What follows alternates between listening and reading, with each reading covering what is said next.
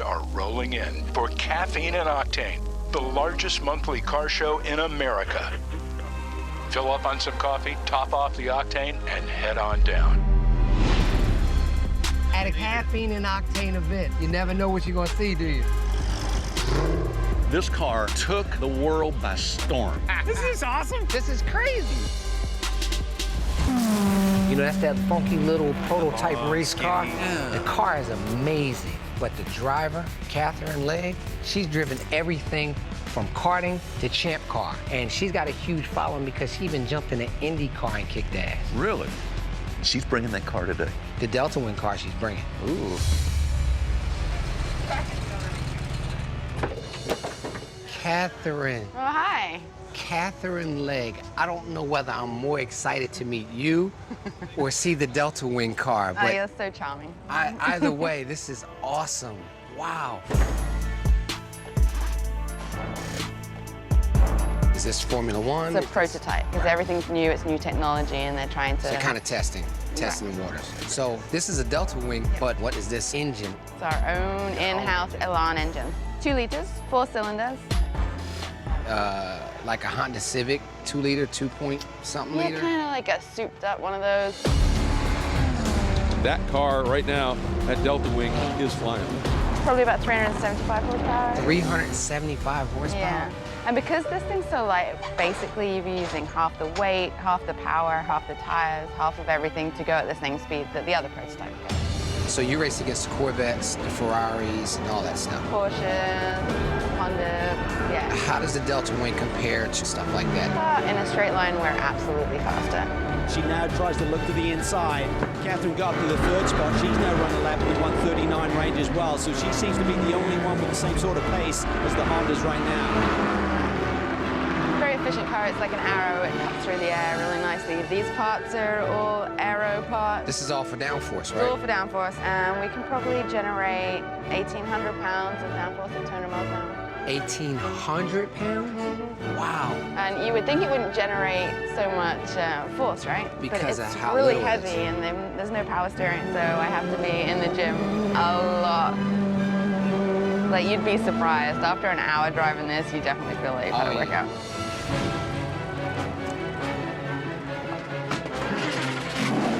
Listen to that. Delta Wing cars, ladies and gentlemen. Wow.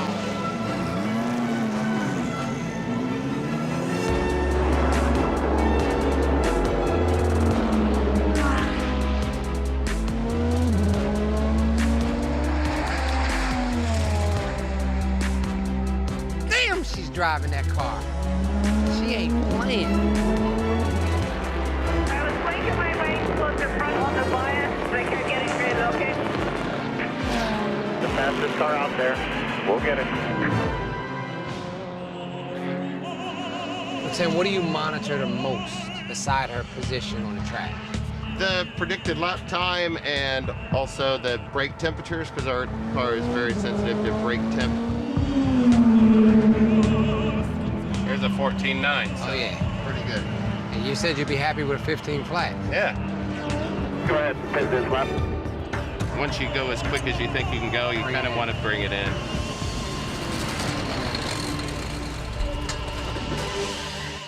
So, Catherine, now that we're such good friends over the last couple of minutes, I'm a racer.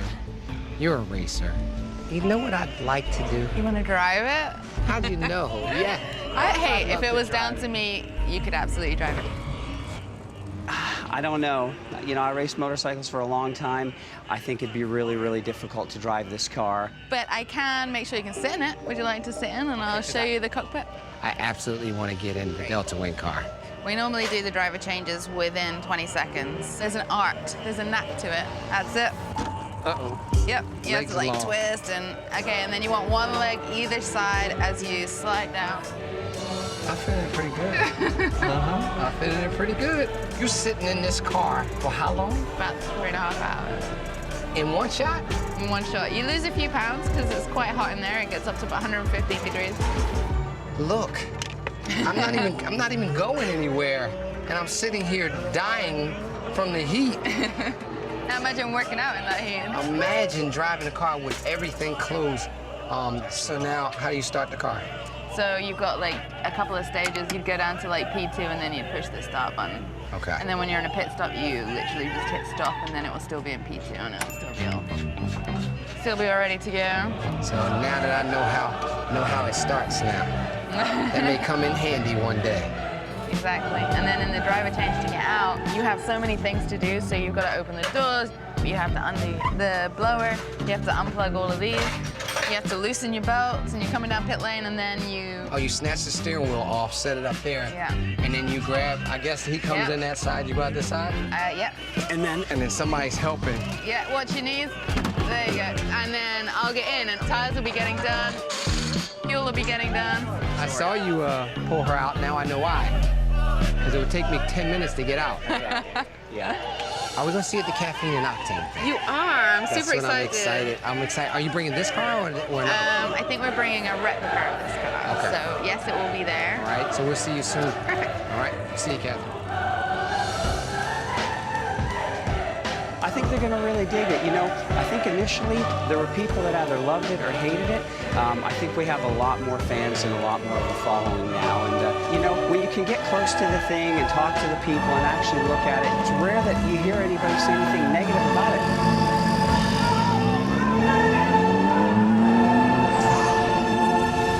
Graffiti on the outside of a car is the equivalent to me of putting a tattoo on Marilyn Monroe. This is the car that you stole at the test day.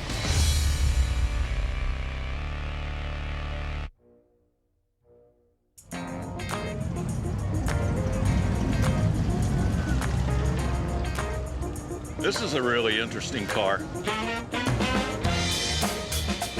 This is a Jaguar XK 120 OTS, which means open two-seater. This car was released at the Paris Auto Show in 1949.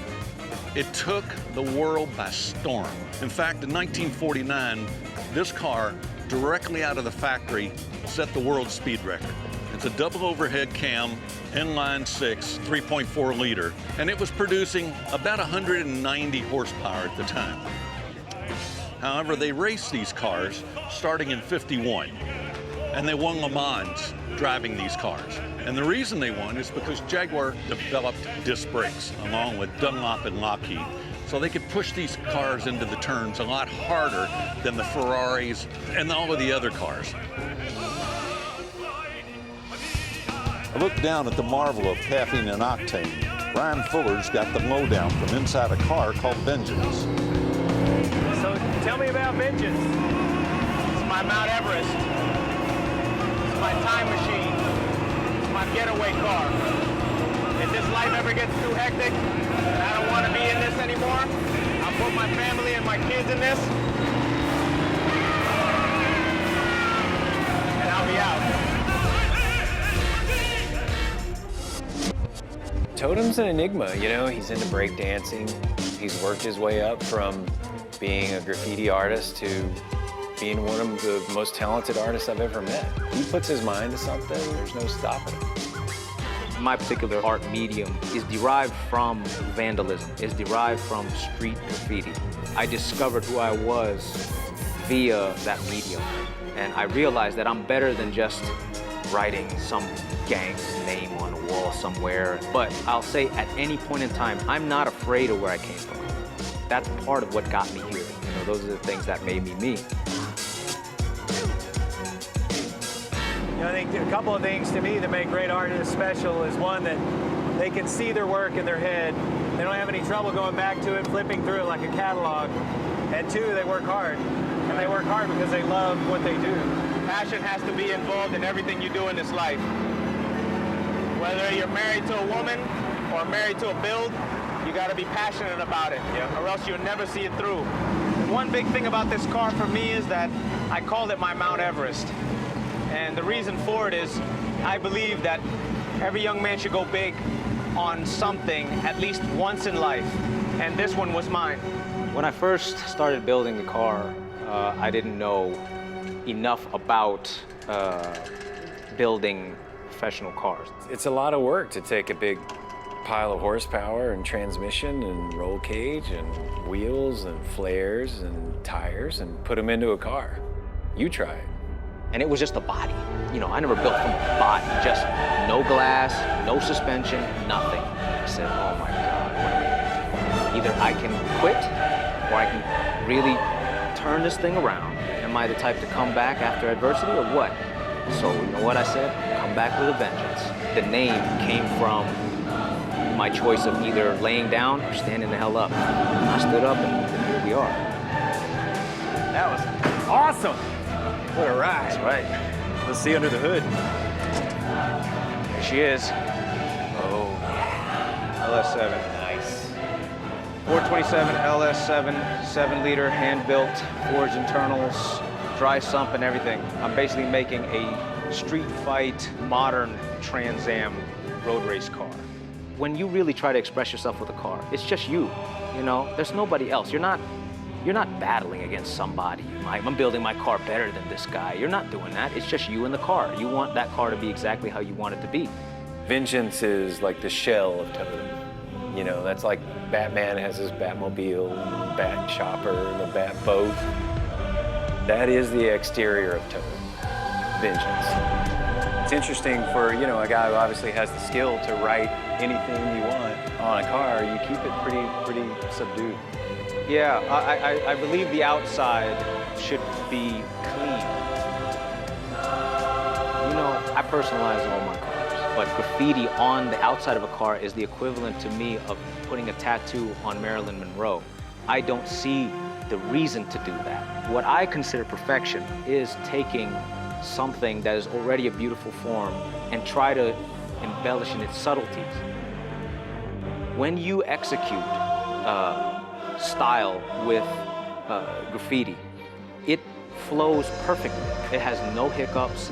It's beautiful. And breakdancing is exactly the same thing. The understanding of the movement, the fluidity of it makes it beautiful. And it's the same thing with cars. When you understand the form of the car, the shape of the quarter glasses and the fender arches and the wheel openings, once you understand those basics of the car, you can put together a beautiful thing. This car is not made to impress you. I don't give a damn whether you think the paint is this or that, or I don't care about that. What I care about is that I built the car that I love. Look at this. It's a Bel Air, but it looks like it's on a Corvette chassis. Look at the size of that old American LaFrance engine. That's why they call it the brass era.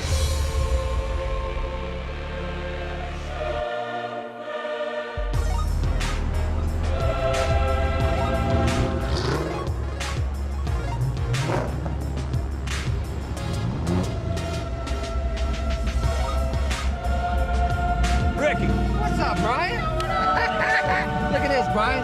Delta Wing, man. Delta Wing, you finally made it. Caffeine and octane event. You never know what you're gonna see, do you? Absolutely. What's it like to steer this? I mean, it's so narrow in the front end. How's it corner? Brilliantly. It's like an open wheel car. If you didn't look at it from the outside before you got in, you wouldn't know any different. So this is a different car than what we saw at the track. Yes, sir. This was the first edition, if you like, of the Delta Wing. This is the concept. We raced it for a year and a half, and then we went to the safer closed cockpit coupe version that you stole at Road Atlanta. I just went for a ride. I didn't steal it. I brought it back. Speaking of driving, maybe you got a good test driver for the Vengeance. Huh?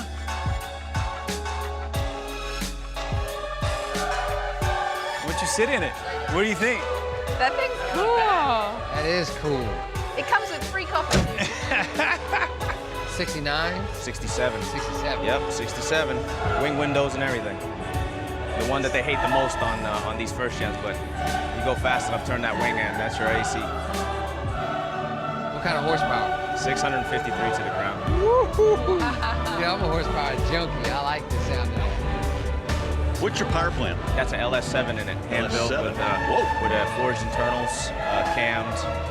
All the money went to the go fast stuff and not the paint. The paint is spray painted. I spray painted myself. There's it's my something spray right paint. about that. Well, there's a lot of cars here. Is this your first time here? First time. Why don't we go out and take a look and see what else is out here today? Let's do it.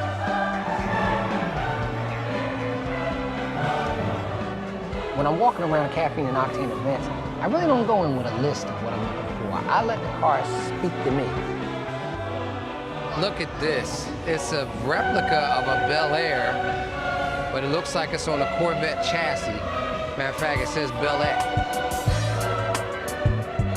57 was the iconic car. Right. Well, Corvette's an iconic car also. Why not put them together? In 57, you couldn't get a Bel Air with air conditioning. No. You can now. You can now. It's got every option that you would want on a car. Can you show us under the hood? Yeah, no, it's nothing special. It's just stock Corvette. All the function of the car is just like a Corvette. The idea of the car was to build a hot rod that when I sell it 10 years on down the line, somebody needs to buy parts for it. They don't have to guess. It's an affordable hot rod.